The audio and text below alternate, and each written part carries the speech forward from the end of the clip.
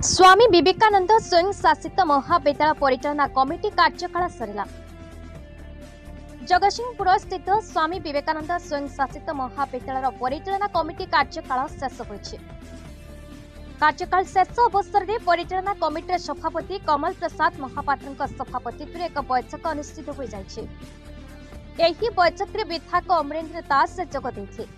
परिचालना committee संपादक और college अध्यक्षा श्रीमती वंदिता दास, committee member doctor Abhay Kumar Nayak, Sharad Kumar Das, professor doctor Praful Kumar पंडा, teaching staff member doctor Vijay Kumar Vishwal, Shrimati Madhuchanda Mohanty, Prashant Kumar Behera, doctor Manoj Kumar Mishra, Satyajit Sahu, Manoja मंजरी स्वाई प्रमुख उपस्थित रही आलोचना रे अंशग्रहण करथिले।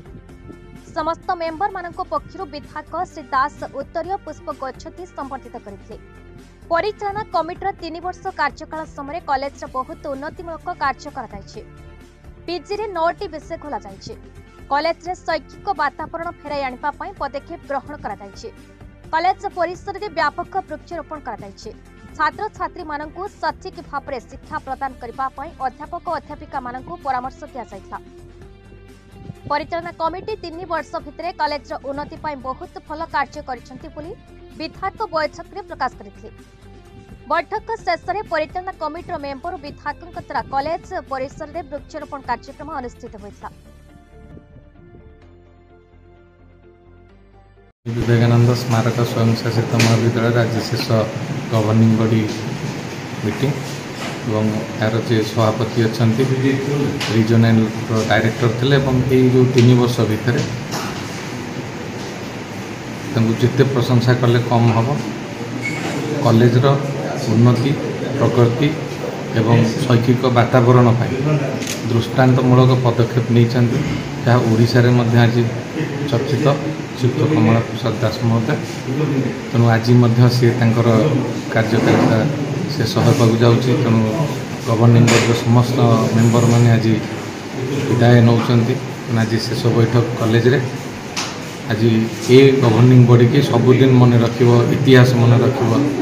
कॉलेज स्वामी विवेकानंद स्मारक स्वयं शासित महाविद्यालय ये इतिहास होगी ये गवर्निंग बॉडी। तेणु मैं आशा रखी आगामी दिन तांकर दिग्दर्शन दरकार, आशीर्वाद दरकार, सहयोग दरकार और आगामी दिन में जो समय कॉलेज खोज से समस्त सहयोग करियो बोली मोर आशा। आज प्रकृत में आमर जो परिचालना समिति थिला विगत 3 वर्ष धरी कार्य करुला अनवरत भाव एवं से ही परिचालना समितिर कार्यकाल आज संपूर्ण है। से ही कार्यकाल संपूर्ण होगा परिप्रेक्षी आज गोटे विधायकालीन बैठक अनुष्ठित होता एवं आमर मान्यवर युव विधायक श्रीयुक्त अमरेंद्र दास ए मुख्य अतिथि भाव पदार्पण करते एवं कॉलेजर विभिन्न उन्नतिमूलक कार्य से अनेक दिग्दर्शन देइचंती।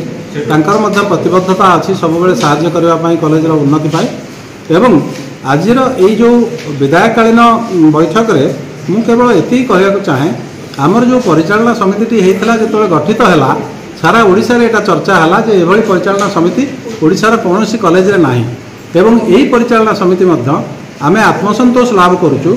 बहुत काम एमाने करिसंती। दास अछंती वर्तमान नूतन अध्यक्षा बहुत समर्पित भाव काम करुचंती, पिलामान कथा बुझुचंती, शिक्षादान प्रक्रिया को जारी रखिचंती एवं सब ठीक ठाक चलछि। एसएम ऑटोनोमस कॉलेज प्रिंसिपल दायित्व अच्छी एक्चुअली आम गवर्निंग बॉडी 10 इयर्स करुच्ची। गवर्निंग बॉडी आज पुराना गवर्निंग बॉडी प्रेसिडेंट जो मेंबर मान लास्ट आज पुणी नुआ गवर्निंग बॉडी हम जो सरकार अभिमुख्य जहाँ हम से अनुसार नुआ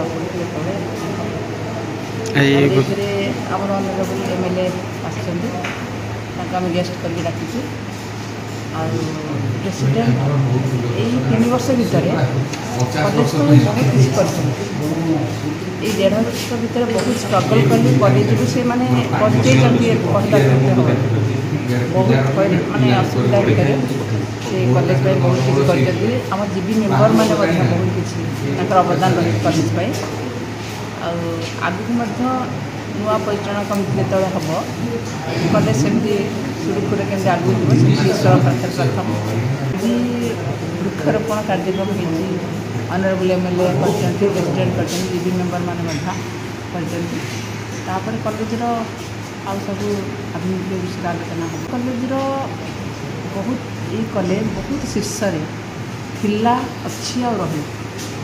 ଆଗରୁ କିଛି ସମୟ ଯେତେବେଳେ ଆସିଲା କିଛି ବ୍ୟକ୍ତି ଅଛି ଆଗକୁ ରହିବ। ଜଗତସିଂହପୁରରୁ ଦୀପକ ମହାନ୍ତିଙ୍କ ରିପୋର୍ଟ, ଭାରତ ନ୍ୟୁଜ୍।